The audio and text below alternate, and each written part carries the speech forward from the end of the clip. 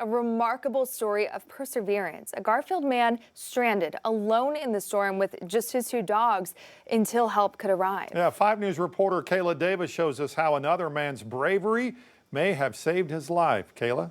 In the early hours of Sunday morning, Dave Oberly and his wife Diane woke up to a phone call no parent ever wants to receive. We thought it was a prank call, and finally somebody on the other end of the line said, no, this is not a prank call. This is about your son, John, and he's been injured. The tornado warning sounded on John's phone just seconds before his home was hit. It picked up his travel trailer, turned it upside down, and deposited it across the road about 50 yards down the road. And he literally was laying there in a ball with his dog, trying not to get sucked up into this tornado. So who called Dave and Diane? In the midst of the storm, John walked barefoot on an injured foot about 500 feet to the neighbors, who just happened to be on vacation. But luckily,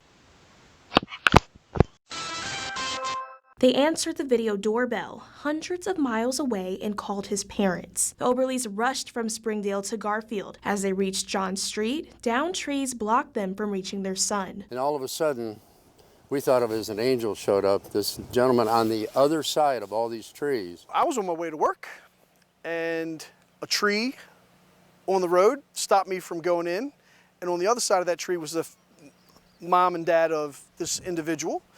And they were frantic, trying to get to their boy. Jim Wilson, a Walmart associate and former EMT, guided Diane through the trees. Dave had to stay back because of a bad knee. Mom had flip-flops.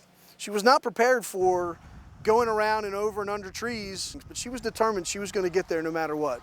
Scrapes, bruises, a little bit of skin off her feet wasn't going to stop this lady. And didn't. She reached her son through the darkness, debris, and even downed power lines. Jim guided them and the dogs a mile and a half to safety. It was a little chaotic, and it was like herding butterflies at a time, but it was okay. We just slow and steady and got him home. As for Dave, sheer appreciation. He left his own warm bed and his wife, and he ventured out into this storm.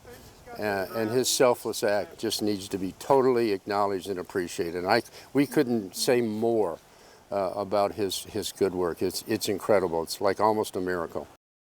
John has returned home from the hospital and is recovering from a broken foot, deep lacerations, and a possible head injury.